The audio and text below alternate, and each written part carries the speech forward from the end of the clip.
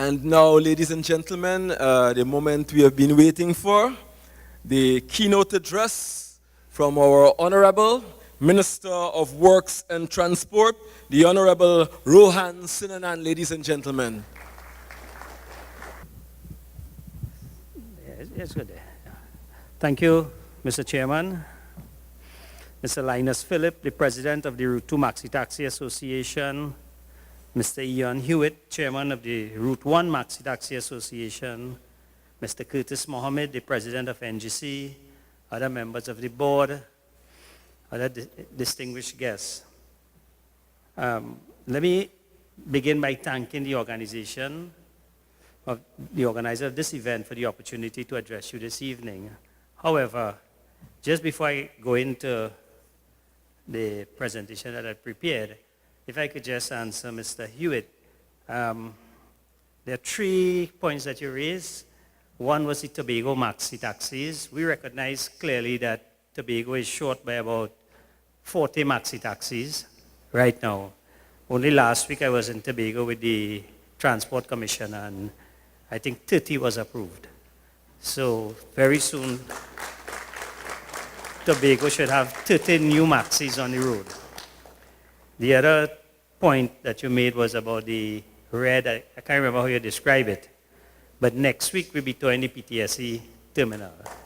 And I would invite you all to come along, and whatever low-hanging fruits there, we would try to pick them, if not before Christmas, before Carnival. So, and there was one other, oh, well look, you have the Transport Commissioner here, so maybe I should welcome Mr. Richardson.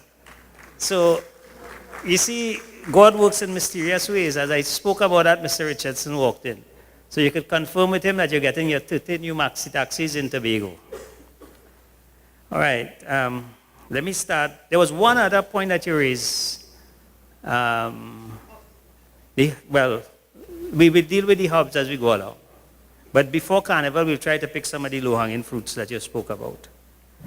Okay, it is truly an honor and a privilege to deliver an address to individuals who played an important role in the lives of thousands of persons in our country.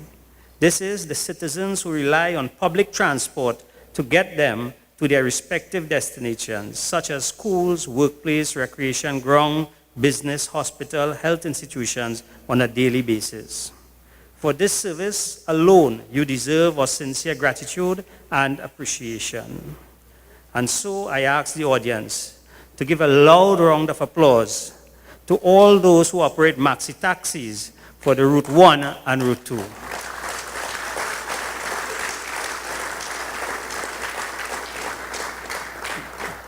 This evening, we pay special tribute to persons who have displayed professional excellence and service to their communities.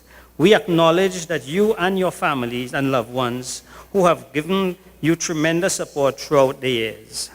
As Minister of Works, I am fully aware of the challenges you face in the execution of your duties, and I am also clear that being aware of difficulties, do little or nothing about them is just not good enough. I therefore assure you that we will be having meaningful discussion and consultation with you in the new year to address all your concerns and to ensure that we implement measures and solutions that will be beneficial to all stakeholders and interested parties. Whenever there is a threat that there will be a Maxi taxi strike, the nation goes into panic mode because you are literally the lifeline for a significant portion of the population traveling. Without your service, the nation can be brought to a standstill. It is for this reason that your concerns must be met with a great degree of priority and understanding.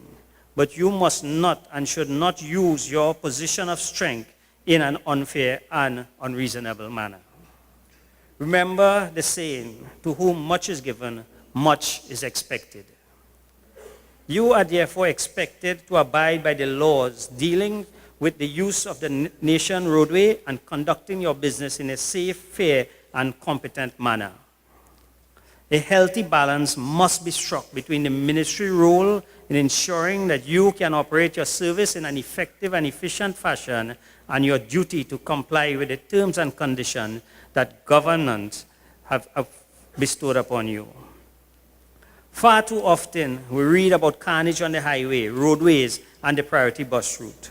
While maxi taxis may not be the vehicle most involved in these incidents, which is in the most instances results in serious injuries and deaths, the fact remains that each person using the roadway, whether as commuter or driver, has a duty bound to exercise extreme caution and, believe it or not, good common sense.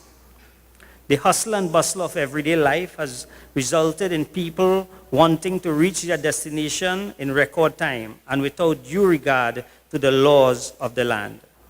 Lawlessness appears to be the watchword on the nation roadways, and that is simply unacceptable. We all have a role to play in ensuring that our routes of travel are safe and secure, and I am therefore using this opportunity this evening to encourage each person to be mindful and respectful of our laws.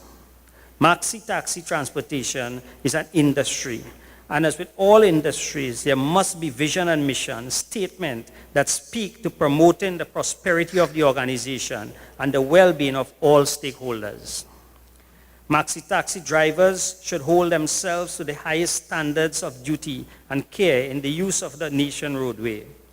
You literally hold lives of the citizens in your hand, and as you drive up and down, or some may prefer to say east to west on the priority bus route, you should be the eyes and ears of the nation because you interact on a daily basis with people from all walks of life. A good experience while traveling in your vehicle will set a good tone for an enjoyable and productive day for our commuters. A ride in a maxi taxi should be a pleasant experience, not a rocky roller coaster nightmare. Therefore, your service must be reliable, affordable, and most important, safe. As a minister who, by virtue of the portfolio I hold, and has and will interact frequently with your organization, I encourage each and all of you to recommit to the nation watchwords of words which are discipline, production, and tolerance.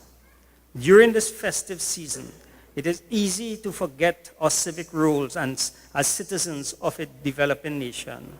We must remember to put God first and always act in the best interest of our country.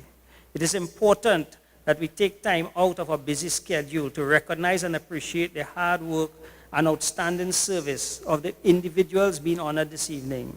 Again, we say congratulations and thank you.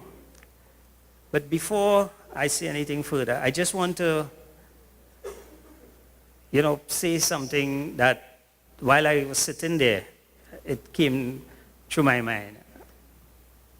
I have a very close tie with the Maxi Taxi Association. And a lawyer told me I shouldn't say that tonight, because tonight I'm the Minister of Works and Transport. I'm not just a director of insurance agency. But before I became the Minister of Works, I think the Maxi Taxi Association had some challenges getting in the CNG buses. And Mr. Philip came to me, and I told him, look, don't worry, I will deal with it. I didn't deal with that because I thought I was coming to be the Minister of Works in a few months' time. It was because of the close ties that I had with the Maxi Taxi Association. And I want to give you all the assurance that tonight I'm not saying that as the Minister of Work, I'm willing to work with you. I'm willing to work with you because I know the hard work that you all put in as Maxi Taxi owners and drivers. So you all can count on me that I'm not going to call you any names. I'm just going to be committed to work with you. I can't promise you you'll get everything that you want. I start my morning in the office with the Maxi Taxi files. And my PS knows anything that comes from the Maxi Taxi Association, whichever route it is, bring it to my desk first. And that's how I start the day. So finally, the words everyone like to hear in a FITI address is clear. I wish everybody a safe and enjoyable season and a prosperous and productive new year. May God bless us all, and I say thank you.